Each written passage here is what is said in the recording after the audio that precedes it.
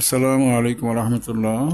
সম্মানিত দিনী ভাইগণ, আশা করি এবং দোয়া করি আপনারা সকলেই ভালো আছেন। আপনাদের দোয়ায় আল্লাহ পাকের হাবিব হুজুর পাক সাল্লাল্লাহু আলাইহি সাল্লামের রহমতে আমিও ভালো আছি। আমরা আলোচনা করছিলাম একজন রোগী আমাদের কাছে আসার পর, জিন জাদুতে আক্রান্ত রোগী আসার পর আমরা প্রথমে তার হাজিরাটা দেখব। আতশি, আবিক, হাকি নকশা বা সূরা ফাতিহা বা কুন ফায়াকুন বা যাকে যেই নকশাটা দেয়া রয়েছে জাগ্রত করে, সেই নকশার দ্বারা হাজিরাটা দেখে আমরা সিদ্ধান্ত নেব যে রোগীটার ট্রিটমেন্টটা কিভাবে দিব। প্রথমেই যেটা আসবে, সাধারণত জিন জাদুতে আক্রান্ত রোগীদের সাধারণভাবে যেটা হয়ে থাকে যে তাদের শরীরে বিভিন্ন রকমের দ্রব্য ঢুকিয়ে থাকে, চালান জিনগুলো। সেটা আমরা আগেই জেনেছি, খাওয়ানোর মাধ্যমে হতে পারে, সরাসরি চালান নাভিতে দিয়ে দিতে পারে, পায়খানার রাস্তা দিয়েও সেটা ঢুকাতে পারে, কিংবা শরীরের বিভিন্ন অঙ্গ কেটে সেখানে স্থাপন করে দিতে পারে বিভিন্ন রকমের দ্রব্য, বস্তু বা তাবিজ বা ইত্যাদি।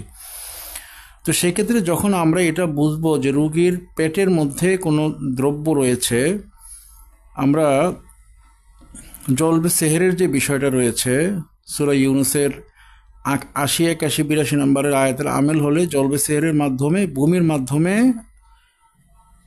তার পেট থেকে যেই দ্রব্য সেগুলো বের করে আনতে পারবো। তবে সে পরিমাণটা হচ্ছে খুবই কম, যেটা সরাসরি পাকস্থলিতে থাকবে শুধু সেটাই আসবে। নাভিতে বা ক্ষুদ্রান্ত্র, বৃহদান্ত্র কিংবা লিভারে যদি কোনো কিছু থাকে, সেটা জলবে সেহেরের মাধ্যমে, বমির মাধ্যমে আসবে না। সেক্ষেত্রে আমাদেরকে নাভি খুলতে হবে, অর্থাৎ নাভি থেকে তার যেই জাদুটোনার বস্তুগুলো নাভিতে বা নাভির আশপাশে অবস্থান করছে সেগুলোকে উঠিয়ে আনতে হবে। সেই পদ্ধতিটা নিয়ে আমরা আলোচনা করছি, গত ২-৩টা ক্লাসে আলোচনা করেছি। আমরা এটা জেনেছি যে আমরা ৩টা পদ্ধতির মাধ্যমে রোগীর শরীর থেকে, তার পেট থেকে জাদুগুলো আমরা বের করতে পারি। তার মধ্যে প্রথম পদ্ধতিটা আমরা জেনেছি যে সেক্ষেত্রে কোনো রকমের ঝামেলা নেই। সেক্ষেত্রে যেটা করতে হবে, কিছু পানি পড়া, ১-২টা পানি পড়া খাওয়াতে হবে রোগীকে। আমরাং পা ইন্না মুবরিমুন, জাদু ধ্বংসের পানি পড়া। মা যে তুমি বেসেন ইন্নাল্লাহ সাইয়্যিবুতিলু, এটার পানি পড়াটা খাওয়ার মাধ্যমে তার শরীরের যে জাদুর গিটগুলো আছে, সেহেরের গিটগুলোকে দুর্বল করে দেওয়া হবে। এরপর আমরা সরিষার তেল এবং আটা নিব, এবং সরিষার তেলের মধ্যে আমরা কিছু জিনিস পরে, সূরা ফাতিহা, সূরা ইখলাস নিয়ম অনুযায়ী পরে, যেটা আমরা আগে ভিডিওতে দিয়েছি, ওইভাবে পরে এরপরে আমরা বিশেষ নিয়মে তার নাভি থেকে, নাভি বা নাভির আশপাশ থেকে জাদুর বস্তুগুলো বের হয়ে আসবে। এই জিনিসটা আমরা জেনেছি প্রথম পদ্ধতি। দ্বিতীয় পদ্ধতিতে আমরা যেটা আলোচনা করেছি, দ্বিতীয় পদ্ধতির মাধ্যমে আমাদের একটা কাঁসার বাটি লাগবে।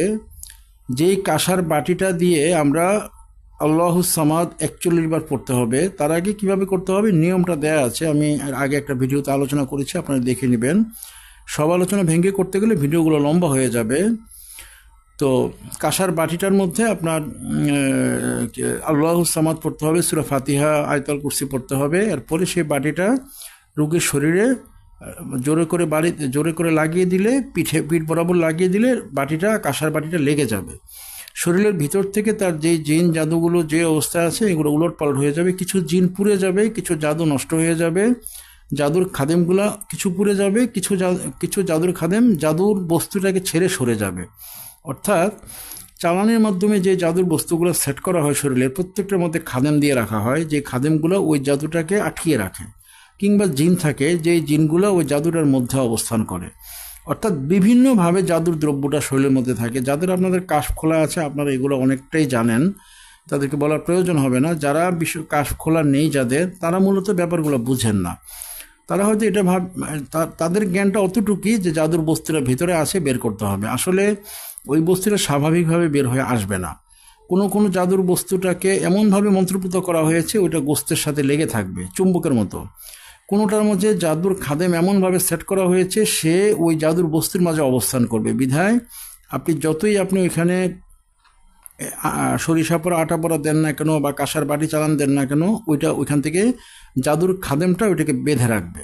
কিংবা সরাসরি জিনও সেট করা থাকতে পারে ওইটার পিছনে, খাদেম জিন বা সরাসরি জিনও থাকতে পারে, ওইটাও জাদুটাকে বের হতে দিবে না।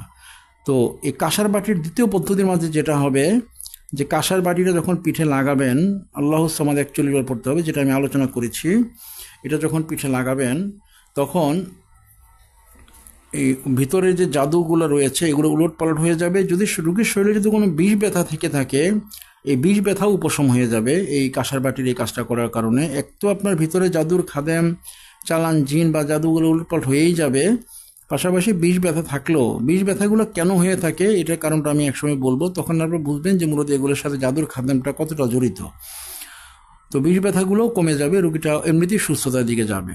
এরপর আপনার যখন বাটিটা যখন পড়ে যাবে শরীর থেকে, কিছুক্ষণ পরে বাটিটা পড়ে যাবে, 1 মিনিট, 2 মিনিট, 3 মিনিট বা 5 মিনিট পরে এটা পড়ে যাবে। যখন পড়ে যাবে তখন আপনারা ওই যে প্রথম পদ্ধতি, এই যে প্রথম পদ্ধতিতে এখানে যোগ হবে, অর্থাৎ তখন প্রথম পদ্ধতিটার মাধ্যমে আপনারা পেট থেকে জাদুর বস্তুগুলো বের করবেন।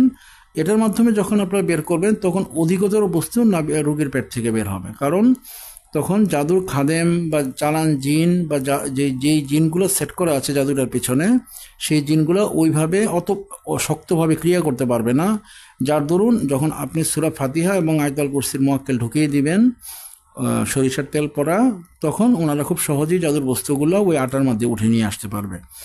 এটা দ্বিতীয় পদ্ধতি আলোচনা করেছিলাম। আজকে আমি তৃতীয় পদ্ধতি নিয়ে আলোচনা করব। এই পেট নাভি খোলার জন্য, পেট থেকে জাদুর দ্রব্য বস্তু বের করার জন্য সবচাইতে উৎকৃষ্ট এবং সবচাইতে কার্যকারী পদ্ধতি হিসেবে যেটা আমি পেয়েছি, আমার বেশ দীর্ঘ অভিজ্ঞতায় যেটা আমি পেয়েছি, যে তৃতীয় পদ্ধতিটা সবচেয়ে কার্যকর। কারণ যখন রোগীরকে জাদু করা হয় বা চালান জিন ছেড়ে দেওয়া হয়, চালান জিন, জাদুকর জিন যখন রোগীর উপরে সেহেরগুলো করে, এমনভাবে সেট করতে থাকে, এমনভাবে গিরা দিতে থাকে, এমনভাবে গিট দিতে থাকে, স্বাভাবিকভাবে এগুলা আটা বা সরিষার তেল পড়ার মাঝে উঠে আসে না। আপনারা দেখবেন খুব অল্প পরিমাণে, রোগী খুবই মেজর রোগী, কিন্তু আটার মাঝে বের হয়ে আসছে সামান্য কিছু। দ্বিতীয়বার দিচ্ছেন তাও দেখবেন সামান্য কিছু বেরোচ্ছে, কিন্তু রোগী খুব মেজর রোগী, তার শরীর ব্যথা, চালান জিন, ঘুমাতে পারে না, ডিস্টার্ব হয়, মাঝে মাঝে ঘুমের মাঝে এসে ধরে, দুঃস্বপ্ন দেখে, বা আরও বিভিন্ন রকমের বিষয় থাকতে পারে, কিন্তু বের হওয়ার সময় দেখবেন সামান্য বের হচ্ছে। এখানে কম বের হওয়ার কারণটা হচ্ছে কি, যে যখন জিনিসটা শক্ত করে করা হয় তখন এগুলোকে বেঁধে দেওয়া হয় ভিতরে। প্রত্যেকটা জিনিস এমনও আমি পেয়েছি, আপনারা শুনলে অবাক হবেন, একটা রোগীর শরীরে কয়েকশো জাদুর জিন ঢুকানো আছে। এমন এটা আমি নিজেই দেখেছি, আমার অভিজ্ঞতা থেকেই বলছি। তো যখন একটা রোগীর শরীরে একটা জাদুর পিছনে 7 জন খাদেম দিয়ে দেওয়া হয়, জাদুর খাদেম যেগুলো আছে, তো একটা 7 জন খাদেম যদি থাকে, আপনার কয়েকশো জাদুর খাদেম একটা রোগীর শরীরে ছিল, ওই হিসাবে তার শরীরে কতগুলো জাদুর দ্রব্য ছিল। তো এগুলো কিন্তু উঠে আসবে না। নর্মাল তেল পড়া, অর্থাৎ সরিষার তেলের মধ্যে সূরা ফাতিহা এবং সূরা ইখলাস পড়ার মাধ্যমে যেটা আমরা চিকিৎসাটা দিব, এর মাধ্যমে কিন্তু ওই ধরনের সব কিছু উঠে আসবে না, যেহেতু এখানে খাদেম জিন সেট করা আছে। আমরা দ্বিতীয় পদ্ধতির মাঝে কিছুটা উপকার বেশি পাবো, খাদেম জিনগুলো কিছু পুড়ে যাবে, কিছু উলটপালট হয়ে যাবে, কিন্তু তৃতীয় পদ্ধতির মাঝে আমরা সবচাইতে বেশি উপকার পাবো। আজকে তৃতীয় পদ্ধতিটা আমি একটু বিস্তারিত আলোচনা করার চেষ্টা করবো ইনশাল্লাহ। আল্লাহ রাব্বুল আলামিন সূরা নহলে একটা আয়াত শরীফ আছে, আউযু বিল্লাহি মিনাশ শাইতানির রাজিম, ইয়াখরুজু মিন বুতুনিহা শারাবুন মুখতালিফুন আলওয়ানুহু ফীহি শিফাউল লিন-নাস। এটা সূরা নহলের একটা আয়াত শরীফ। এই আয়াত শরীফের একটা জাকাত আছে। আপনি যদি আয়াত শরীফের জাকাতটা 2 রকমের আছে। এই জাকাতটা যদি আপনি একটা বিশেষ নিয়মে দেন, তখন আপনি এই আয়াত শরীফের আমেল হয়ে যাবেন। যখন রোগীর শরীরে, যখন আপনি রোগীকে শোয়াবেন, আপনি একটু মনোযোগ দিয়ে শুনবেন, আমি মূল আলোচনা চলে এসেছি। যখন রোগীকে আপনারা শোয়াবেন, এই তৃতীয় পদ্ধতি করতে হলে রোগীর শরীরে কোনো তাবিজ থাকতে পারবে না, যেহেতু মুয়াক্কেল ঢুকবে শরীরে। যদি তাবিজ থাকে, আপনার রোগীকে বলবেন আপনার শরীরে যে তাবিজ রয়েছে সব কিছু আপনি খুলে রেখে দিন, উজু করে আসেন। তো উজু করে আপনি রোগীটাকে শোয়াবেন। উজু করে আসলে সবচেয়ে ভালো হবে কি, যে জিনটা ভিতরে যাবে মুয়াক্কেলটা, ওইটা জাদুর খাদিমগুলোকে খুব সহজেই পোড়াতে পারবে, সরাতে পারবে। এই জন্য উজু করে শোয়াবেন। এরপর আপনি তেল পড়া, যেটা আমি প্রথমেই শিখিয়েছি, সূরা ফাতিহা এবং ইখলাস শরীফ পরে তেল পড়া, আটা পড়াটা রেডি করে পাশে রাখবেন। এরপর আপনি ওই যে আয়াত শরীফ যেটা আমি বললাম, আউযু বিল্লাহি মিনাশ শাইতানির রাজিম, ইয়াখরুজু মিন বুতুনিহা শারাবুন মুখতালিফুন আলওয়ানুহু ফীহি শিফাউল লিন-নাস, এই আয়াত শরীফটা আপনি 3 বার পরে রোগীর পেটে ফু দিবেন এবং মুয়াক্কেলকে নির্দেশ দিবেন যে হুজুর, আপনি যেখানে অবস্থান করছেন দ্রুত রোগীর শরীরে আপনি ঢুকে যান, ঢুকে আপনি এই রোগীর যে দ্রব্যগুলো রয়েছে যেগুলো বের করার মতো সেগুলো আপনারা বের করার ব্যবস্থা করুন, আর যেগুলো বের করার মতো না এগুলো গলিয়ে দিন। গলিয়ে নাভির মাঝে কিংবা তার স্টেঞ্জার মাঝে এগুলো বের করার ব্যবস্থা করে দিন। এটা বলে আপনাকে করতে হবে। যদি কাশফোলা থাকে আপনি বুঝতে পারবেন যে রোগীর শরীরে এটা ওই মোয়াক্কেলটা প্রবেশ করেছে। যদি কাশফোলা থাকে, কাশফোলা না থাকলেও আপনি বুঝতে পারবেন যখন আপনি আটাটা ঘোরাবেন। রোগী যদি বলে যে আমার শরীরে শুধু সুইয়ের খোঁচা লাগতেছে না, নর্মালি 1 নম্বর এবং 2 নম্বর পদ্ধতিতে শুধু সুই দিয়ে খোঁচা লাগবে, মনে হবে যেন কে তার নাভির মধ্যে সুই দিয়ে খোঁচাচ্ছে। নর্মালি সুই দিয়ে বা কোনো একটা কিছু দিয়ে খোঁচা দিচ্ছে এরকম মনে হবে 1 নম্বর এবং 2 নম্বর পদ্ধতিতে। কিন্তু 3 নম্বর পদ্ধতিতে রোগী বলবে যে আমার পেটে মনে হচ্ছে কেউ যেন ছুরি চালাচ্ছে ভিতরে। হ্যাঁ, ছুরি দিয়ে মনে হয়, আমি ব্যথা পাচ্ছি না কিন্তু কে যেন মনে হচ্ছে ছুরি চালাচ্ছে পেটের মাঝে, পেটের ভিতরে কোনো জিনিস কাটতেছে বা কোনো জিনিস এক জায়গা থেকে এক জায়গায় সরাচ্ছে বা কোনো জায়গার মধ্যে জোরে জোরে ঘাই দিচ্ছে এরকম মনে হচ্ছে বলবে। এটা হচ্ছে আপনার এই ওয়াস শরীফের যে মোয়াক্কেল, ওই মোয়াক্কেল শরীরের মধ্যে যাওয়ার এটা সিমটমটা হচ্ছে এটা। রোগীর কথা থেকে আপনি বুঝতে পারবেন যে মোয়াক্কেলটা গিয়েছে। যদি না যায় আপনি আবারও নির্দেশ দিতে পারেন, সমস্যা নেই। 2বার 3বারও নির্দেশ দিতে পারেন। যেহেতু 3টা আটার গুলি আপনি করতেছেন, প্রতিটা আটার গুলি দেওয়ার আগেই আপনি সরিষার তেলটা একটু নাবিতে দিবেন, দিয়ে আপনি নির্দেশ দিতে পারেন, সমস্যা নেই কোনো। এভাবে করে 3বারই আপনি নির্দেশ দিতে পারেন। মোয়াক্কেলটা শরীরে ঢুকে যাবে এবং যে জাদুর দ্রব্যগুলো রয়েছে, জাদুর খাদেম থেকে, জিন থেকে, ওগুলো আলাদা করে নিয়ে আসবে। এবং কিছু জিনিস আছে যেগুলো আলাদা করতে পারবে না, যেগুলো মনে করবে আলাদা করতে গেলে সমস্যা হবে, সেক্ষেত্রে ওটাকে গলিয়ে ফেলবে। গলিয়ে এটাকে পায়খানা, প্রস্রাব বা পায়খানার সাথে বের করে দিবে। রোগী পরবর্তীতে 2-3 দিনের মাঝে বুঝতে পারবে যে তার শরীর থেকে এ ধরনের কোনো কিছু গিয়েছে। সেটা যখন সে বাথরুমে যাবে সে বিভিন্নভাবে বুঝতে পারবে, অনুমান করতে পারবে যে আমার পেট থেকে কোনো কিছু যাচ্ছে বা কোনো কিছু করা হয়েছে যেটার প্রভাবটা আমার প্রস্রাব পায়খানার মাঝে পড়ছে। হঠাৎ করে প্রস্রাব আসতেছে, এটাও একটা লক্ষণ। কারণ কিছু কিছু জাদুর দ্রব্য যখন গলানো হয় তখন রোগীর হঠাৎ করে প্রস্রাব চলে আসবে, যে স্বাভাবিকভাবে বসে আছে হঠাৎ করে প্রস্রাব চলে আসছে। এটাও বুঝতে হবে জাদুর বস্তুটা গলিয়ে ওইখানে দেওয়া হয়েছে, প্রস্রাব করলে ওই বস্তুটা বের হয়ে যাবে। আবার পায়খানার কালার চেঞ্জ হয়ে যাওয়া, হ্যাঁ, অধিকাংশ সময় আমরা দেখি যে যখন জাদুর এই কাজটা করা হয়, অর্থাৎ 3 নম্বর পদ্ধতির মাধ্যমে করা হয়, সেক্ষেত্রে রোগীর যে মলটা ওইটা কালো কালার হয়ে থাকে এবং একটু লিকুইড মুডে হয়ে থাকে। ওইটা হচ্ছে যে জাদুর দ্রব্যগুলো গলিত অবস্থায় বের হওয়াটার লক্ষণ।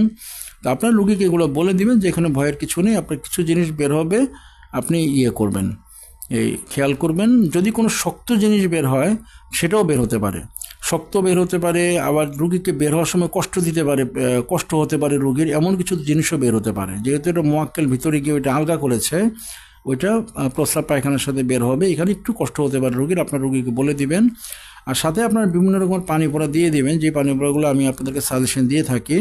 ওই পানি পড়াগুলো দিলে এমনিতে রোগী সুস্থ হবে। মনে রাখবেন প্রত্যেকটা হরফেরই মোয়াক্কেল রয়েছে, সেই হিসাবে প্রতিটা পানি পড়ার সাথেও অনেক মোয়াক্কেল থাকে। এই যে শরীরের মধ্যে যেই মোয়াক্কেলটাকে ঢুকাবেন ওইটাও সূরা নহলের আয়াত শরীফের মোয়াক্কেল। এভাবে আল্লাহ পাক আমাদেরকে খেদমত করার জন্য হাজার হাজার লাখ লাখ কোটি কোটি কোটি কোটি মোয়াক্কেলকে নিয়োজিত রেখেছেন, যারা আমাদেরকে খেদমত করে। আমাদের ডান বামের আমল নামা লেখার জন্য যেমন ফেরেশতা নিয়োজিত রেখেছেন, অনুরূপভাবে আল্লাহ পাক আমাদেরকে হেফাজত করার জন্য একটা ফেরেশতা নিয়োজিত রেখেছেন, যেটা আল্লাহ পাক নিজেই বলেছেন ইনকুল্লু নাফসিন লাম্মা আলাইহা হাফিজ, প্রত্যেক নফসেরই একজন হেফাজতকারী রয়েছে। এরকম পৃথিবীর প্রত্যেকটা জিনিসকে আল্লাহ পাক বিভিন্ন মাধ্যম দিয়ে জিনিসটা পরিচালনা করেন। তো সেই হিসাবে প্রত্যেকটা জিনিস এর মাঝেই মোয়াক্কেল রয়েছে, কোনোটা জিন মোয়াক্কেল, কোনোটা হচ্ছে ফেরেশতা মোয়াক্কেল, প্রত্যেকটার মধ্যেই রয়েছে। আপনি কাজ করার সময় ওই মোয়াক্কেলকে জাগ্রত করে দিতে হবে। আপনার একজন মুদাব্বিরের মূল কাজ হচ্ছে সে ওই মোয়াক্কেলটাকে জাগ্রত করাটা শেখায়। যদি মোয়াক্কেলটাকে জাগ্রত করতে পারে সেক্ষেত্রে মোয়াক্কেল ওই মুদাব্বির সফল হয়ে যাবে। আর যদি সে মোয়াক্কেলটাকে জাগ্রত করতে না পারে, সে যত কিছুই করুক সে কিন্তু রোগীকে সুস্থ করার ব্যাপারে কাঙ্ক্ষিত উপকার পাবে না। আপনারা এই বিষয়গুলো লক্ষ্য রাখবেন। আর 3 নম্বর পদ্ধতির সবচেয়ে আপার যে সিস্টেমটা, এটা আমি আমার ছাত্রদেরকে বিশেষভাবে শিক্ষা দিয়ে থাকি। এটা আমার খুব অল্প সংখ্যক ছাত্রকে আমি শিক্ষা দিয়েছি, তবে এটা আমি দিচ্ছি। এখনও আমার অনেক ছাত্রের কাছে আমলটা দেয়া আছে, তারা আমলটা করছে।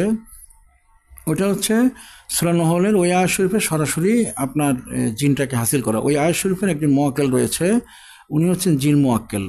উনি একজন জিন মোয়াক্কেল, উনি আয়াত শরীফের মাধ্যমে উনি আসেন। আমলটা হচ্ছে আপনার 41 দিনের আমল।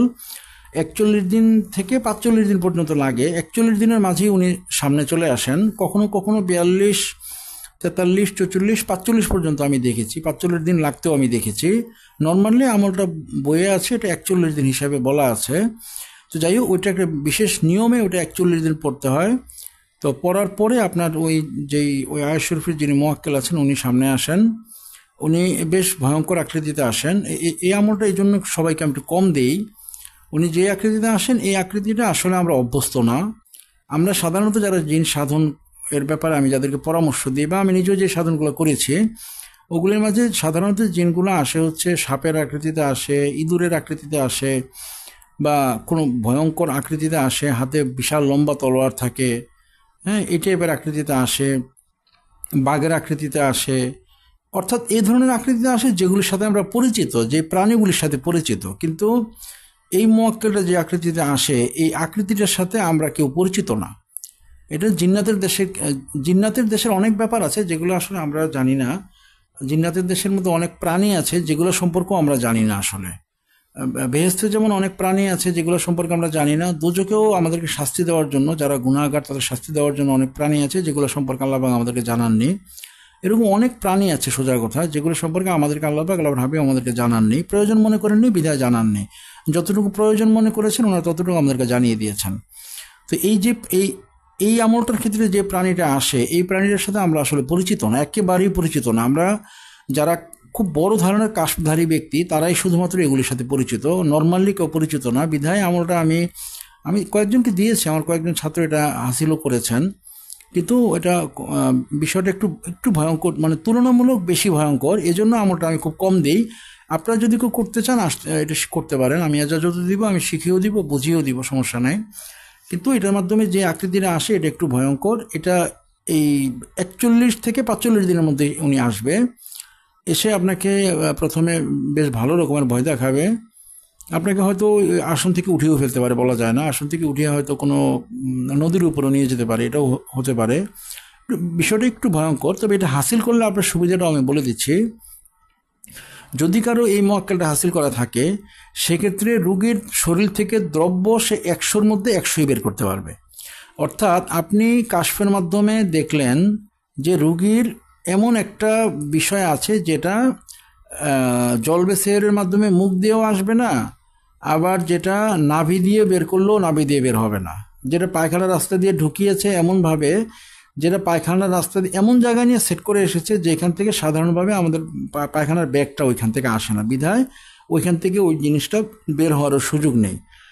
তো এরকমও যদি কোনো সেট থেকে থাকে বা এরকমও যদি কোনো জাদু করে থাকে, চালান জিন হোক বা কবিরাজ হোক, ওই মুয়াক্কেলটা হাসিল থাকলে আপনি ওইটাও বের করে নিয়ে আসতে পারবেন। তখন ওই মুয়াক্কেলটা ওইটাকে দেখবে। আপনি তো দেখবেনই যদি আপনার কাশ খোলা থাকে, আপনার কাশ খোলা না থাকলে আপনি দেখবেন না, কিন্তু ওই জিনটা দেখবে এবং এটা আপনাকে বলবে যে এখানে এমন একটা জিনিস আছে, এটা তো সরাসরি বের করা যাবে না। তখন আপনি রুগীকে ঘুম পাড়িয়ে দিবেন। আপনি বলে দিবেন যে আপনাকে নকশাটা দিয়ে দিলাম, এই নকশাটা আপনি বালিশের নিচে রেখে ঘুমিয়ে পড়বেন। এবং যদি রাত্রেবেলা কোনো কারণে ঘুম ভাঙে আপনি বিছানা থেকে উঠবেন না, আপনি শুয়ে থাকবেন। তো তখন ওই ওই নকশাটা যেটা আপনি দিয়ে দিয়েছেন, রুগী বালিশের নিচে ঘুমাচ্ছে, ওই নকশাটার মাধ্যমেই মূলত আপনার ওই জিনটা ওইখানে চালান হয়ে গিয়েছে, উনি ওইখানে কাজটা আঞ্জাম দিবে। তখন রুগীর শরীর থেকে উনি ওই যেই জায়গাতে সেট করে এসেছে পেটে, যেখান থেকে বের হচ্ছে না, ওই জিনটা তখন ওই জায়গার থেকে সরিয়ে এটা নর্মাল যে আমাদের ক্ষুদ্রান্ত্র বা বৃহত্তন্ত্রের যে লাইন, যেটার মাধ্যমে একটা মানুষের শরীরের মলগুলো বের হয়ে থাকে, ওই মলগুলোর লাইনে এনে ওই জাদুর বস্তুটা দিয়ে যাবে। এরপরে যে জাদুর খাদিম যেগুলো থাকবে এদেরকে সরিয়ে দিবে, যে জিন থাকবে জিনটাকেও সরিয়ে দিবে। রুগী পরবর্তীতে সকালে যদি বাথরুম করতে যায় উনি বুঝতে পারবে যে তার কোনো একটা বিষয় গিয়েছে, রুগী বুঝতে পারবে এটা। যদি দ্রব্যটা বড় হয়, ছোট হলে হয়তো বুঝতে পারবে না, বড় হলে বুঝতে পারবে। এই মুয়াক্কেলটা যদি কেউ হাসিল করতে চান আপনারা করে নিতে পারেন, সমস্যা নেই। আমার ছাত্রদেরকে পরামর্শ দিব, যদি চান আপনারা এটা হাসিল করে নিতে পারেন, রুগীদেরকে আপনারা অধিকরে সুস্থ করতে পারবেন। তো আজকে আলোচনা এ পর্যন্তই। আজকে আলোচনা করব না, আমরা 3টা পদ্ধতি আলোচনা করে দিলাম রোগীর শরীর থেকে আপনার এই নাভি খোলার যে বিষয়টা, এটা নিয়ে যারা কোনো কিছুই পারবেন না তারা প্রথম পদ্ধতির মাধ্যমে করবেন। এতে করেই আপনার পেট থেকে দেখবেন অনেক কিছু বের হবে। যাদের সম্ভব হয় তারা এই যে কাঁসার বাটি লিখেছি আমি, কাঁসার বাটির মাধ্যমে করবেন, এতে রোগীর শরীর থেকে অধিকতর জিনিস বের হবে। আর যদি আপনারা খুব ভালো মুদাব্বির হতে চান, খুব ভালো মুদাব্বির, সেক্ষেত্রে আপনি 3 নাম্বার আমলটা আপনি করবেন।